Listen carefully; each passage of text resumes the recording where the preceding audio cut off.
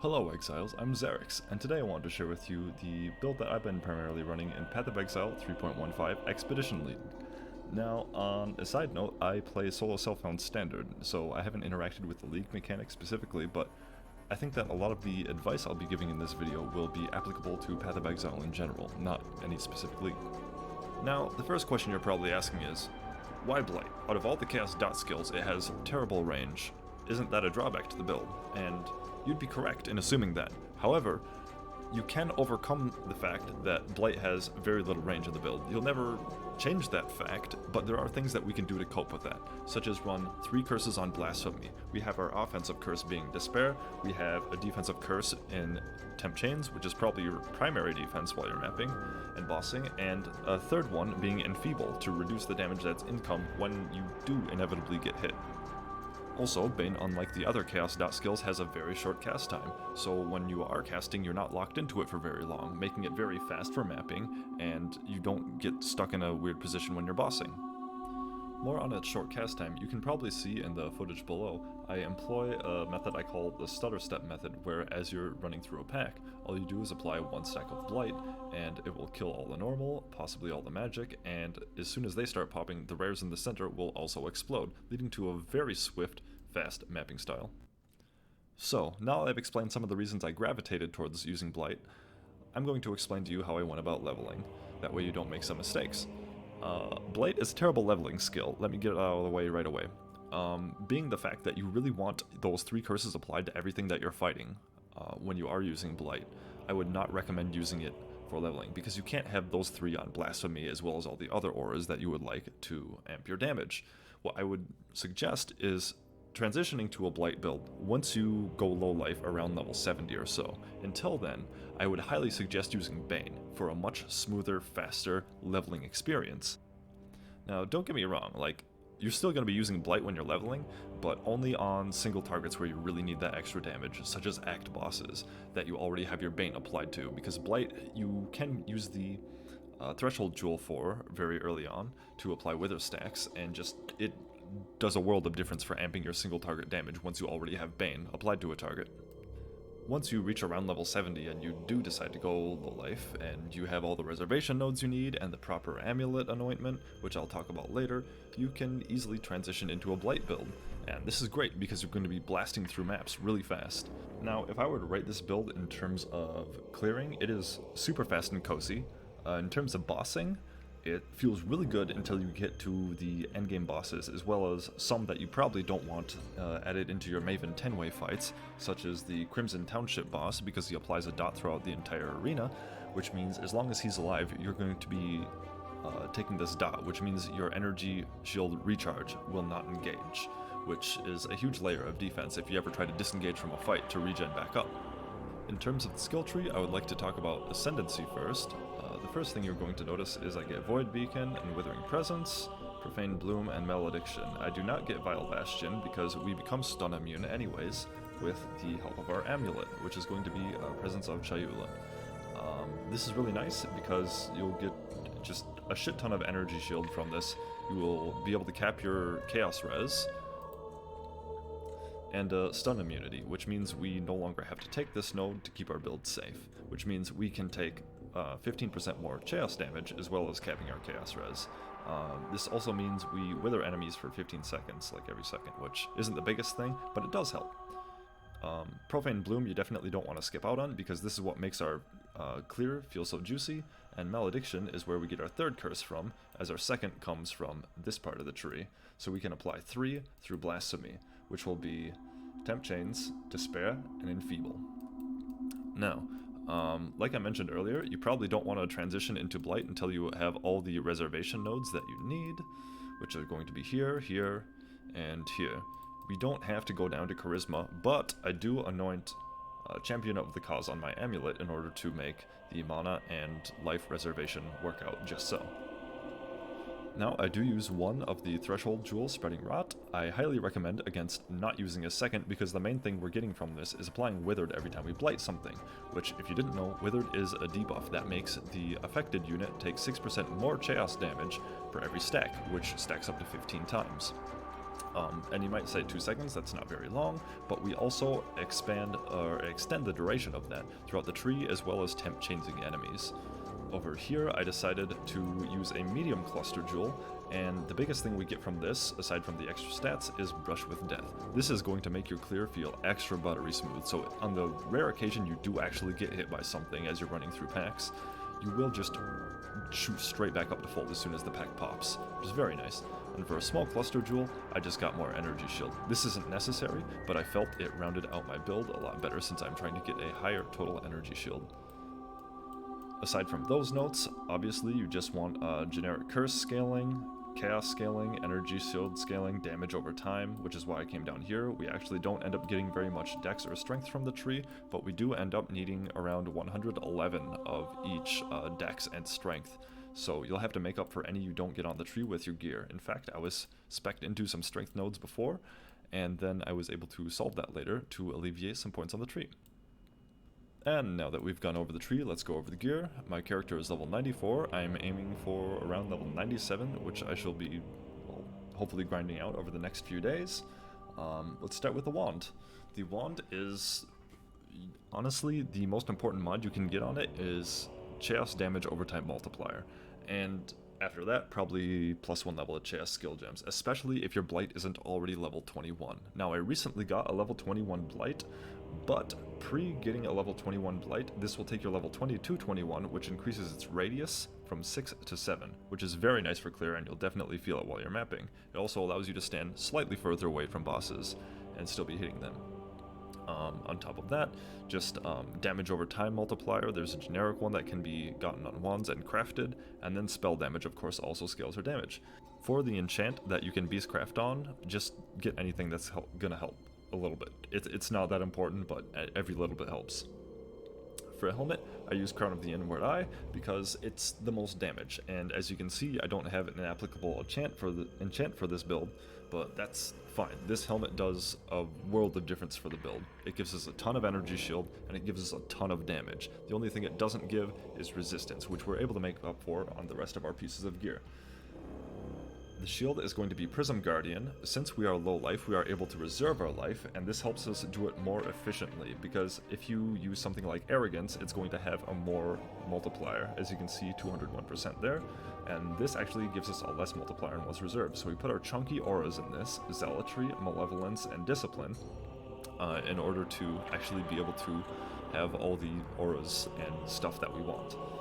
The chest is of course going to be Chevron's Wrapping, because if you're low life you need this so that chaos damage does not bypass your energy shield, or you need this other armor piece, which I wouldn't recommend going low life unless you have Shavs, because you're just going to be missing out on so much energy shield. Then the amulet, of course. I've already explained why I'm using this. It's very powerful. Let's go over to the rings. The rings are kind of just generic stats. You want as much as you can. I was struggling to get as much out of these suffixes as I could because I needed strength, I needed dex, I needed resistance in order to get myself overcapped, which I am. So I'm immune to elemental weakness, at least, which is very nice. But yeah, for the rings, just try to get as much out of the suffixes as you can, as well as some energy shield on them. That way you can get as high of a total effective life buffer as possible. Gloves, same thing. You can craft some with chaos damage or spell damage, I believe. I haven't bothered doing that yet, but in a higher investment version of the build, you certainly could. Belt as well. Just all the stats that you can get to make things work out. And boots, same thing. I know that you can definitely craft better than this. If you choose that you don't want Arctic armor in your build, which I end up using, you can craft Cannot Be Frozen and Cannot Be Chilled on your boots with a multi-mod as well, which I did not decide to go down that route because I like Arctic armor a lot. Now let's look at these skills.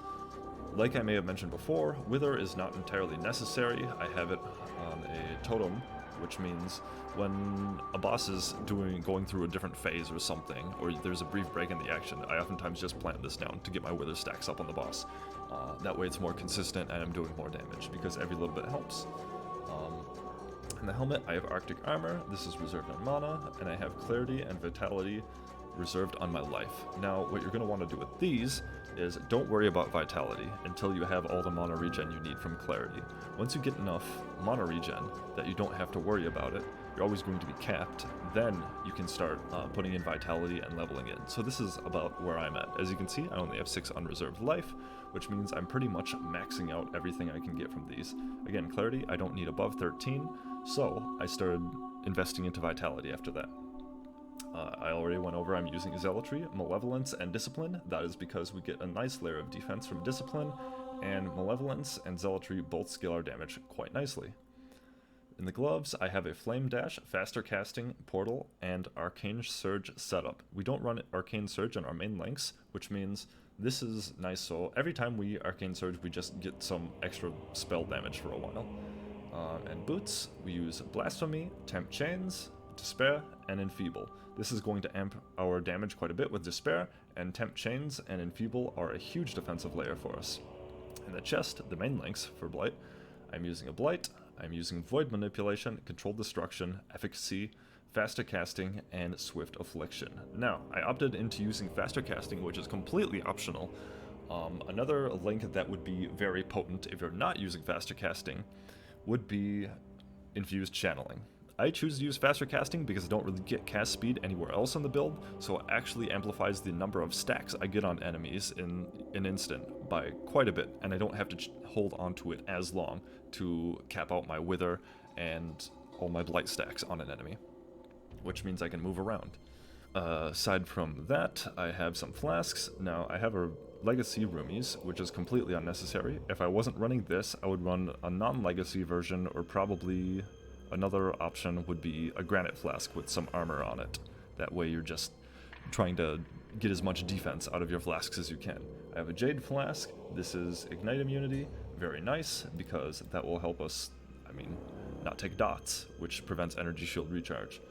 Adrenaline Flask, again, doesn't need to be Legacy, just you get to move around faster, you get to blast faster, it's fun.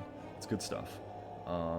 This is a Bismuth Flask. The only reason I use a Bismuth Flask is because it only eats 15 charges per use. This exists solely for removing bleeding. I never press it, it activates on its own, and it's just to take bleeding off me. We're immune to corrupted blood, but actual bleeds, it's very important to be able to remove.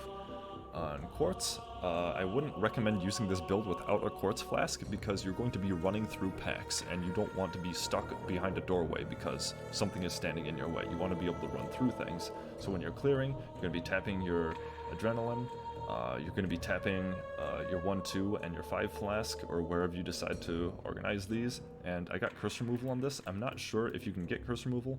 It really isn't the most important. You can do with this last flask what you want, but I do recommend you use a Quartz one in the build somewhere. In terms of the tree, we already looked at the cluster jewels I have. You want to be able to get Brush with Death for the reasons already stated, and some extra energy shield is always nice, but again, you can do with whatever you want with this jewel slot, whatever you seem fit. Here I have a Watcher's Eye. It isn't anything fantastic. Obviously the best mod is increase maximum energy shield per reserved mana while affected by clarity. I do not have one of those in SSF, but in a trade league setting or your own SSF setting where you do have one, that would obviously be optimal. But I do like this because it just gives more energy shield and regen. Regen is something that this build does not get a ton of, and every bit helps. And then Spreading Rot. I don't know if I've looked at this jewel yet. This is very nice. If you can get jewels with cannot be hindered, cannot be silenced, cannot be corrupted blooded, fantastic. The more the merrier, you know, all the things you're immune to, the easier the game becomes, the more you can turn off your brain. Now you're probably wondering, hey, you have a Watcher's Eye here, wouldn't it be better to use an energy within? And to that I would say, that's up to you. I do have one here, you can get up to 6% here, and then whatever else. If you want to have the best of both worlds, you could spec into 3-point jewel here and also get 20 more decks, and then put the energy from within here. I'm currently working on how to incorporate that into the build, but yes, that is a good idea. There's not a specific reason I'm not using this, other than the fact that I haven't figured out how to slot it in exactly yet. Also, another option you might see here is Heretic's Veil. You'll notice that word triple blasphemy, like I mentioned, and you might think Heretic's Veil makes perfect sense, but no, it doesn't. Stay away from this item. It is not good. You lose way too much damage by not using Crown of the Inward Eye, and it's gonna feel terrible. Trust me. You get some reservation back, but the fact of the matter is, there isn't a lot of efficient damage that we can get elsewhere on the tree, or efficient energy shield for survivability, so the points that we spend on the reservation are not at all wasted. So you don't have to be afraid of not using Heretic's Veil. This is going to be your bread and butter. In terms of Pantheons, I choose to use Soul of Lunarist for both the projectile avoidance and some dodge, and of course, a little fizz damage reduction. I don't really need avoid projectiles that have chained because I don't really summon anything aside from my totem, so nothing's going to be chaining off of that and hitting me. And I prefer Soul of Aberoth because being unaffected by Burning Ground is very nice for an energy shield build, because anything that's going to interrupt your recharge or regen just in general is a huge threat to your survivability. Now, in terms of upgrades for the build, mine is definitely not perfect, and probably the main thing that could be improved is the wand right now, which, I mean, just getting more chaos damage over time multiplier, which can be naturally rolled on it, over 30%, as well as damage over time multiplier. Those are going to be the main things, as well as +1 level to chaos spell gems is very powerful, and then just crafting on spell damage, or getting a lot of spell damage on it as well. Rings, like I mentioned, the rings, gloves, belt, boots, these are all just stat sticks for the build, essentially. You're filling out energy shield and resists on these. So as much of that as you can get, as well as, strength and dex, since we don't get much from the tree. So, just however you want to slot out these slots, get as much of that as possible. For rings specifically, if you have, I believe this is the Crusader influence, that is ideal because you can get increased spell damage and increased maximum energy shield, which is going to help you min-max your prefixes on the ring, because other than that, you're basically just looking for suffixes to fill out the necessary stats. Also, in terms of enchants, you could definitely get a Blight enchant for your helmet. I believe you can get increased area of effect, and you can also get increased damage, so that's going to be up to you. In Soul of Self-Found, I'd probably just stick with whatever one I find first. And for boots, I don't think gloves give anything all that meaningful, but for boots, I believe you can get regen on them, so that would probably be the optimal thing there. In terms of maps and map mods, stay away from Crimson Township. It's fairly doable if you portal out every once in a while, but if you are going to have the Maven witness it, I would strongly urge against not doing that, because the boss will apply stacks of dot on you as the fight progresses, which means you can't disengage from the fight and recharge your energy shield. Very unfortunate. So that can rip your entire Maven if you put this in it. I personally struggle with the Minotaur and Eradicator bosses. You might not if you're more familiar with the fights. Personally, I think I'm kind of Papega, and if I were just better at the fights, they'd be easier. And then anything that is super endgame, like has a lot of life and is considered more of a DPS check. This build is not for those, but it does clear maps very nicely and will definitely get you to a point where you can throw in your bossing character against that kind of content. Now, in terms of the mods on maps, there's probably 3 things you care about, and that is less curse effectiveness on monsters. It's very easy to run the map, but it might be less convenient to fight the boss in maps like this. So keep that in mind, and there are 2 mods that we absolutely cannot run, one of which is monsters' action speed cannot be slowed below the base value. It is going to be miserable. That is our main layer of defense taken away, so you will really struggle in maps like this. I would suggest not running them. Also, players cannot regen life or mana or energy shield. All of this is fine except for the mana part. You can technically throw in or slot in a mana flask to run these, but I just skip them. And that will about do it for the build. If you have any questions, please leave them down in the comments below. I'll try to get back to them. That way you guys can understand why I made the decisions I have in my build, why it is the way it is. And like I'm realizing now, Arctic Armor is also very nice because when you're standing still, you take reduced damage. So if you are channeling and you get hit, whatever, but also the chilled ground it leaves behind. So when you're running through packs, they're chilled as well as affected by temp chains and hindered and all that. Anyways, that'll be it from me. Thank you all for tuning in, and until next time, take care, everybody. 闇を欺いて切なを交わして刃すり抜け奴らの隙をつけ貫い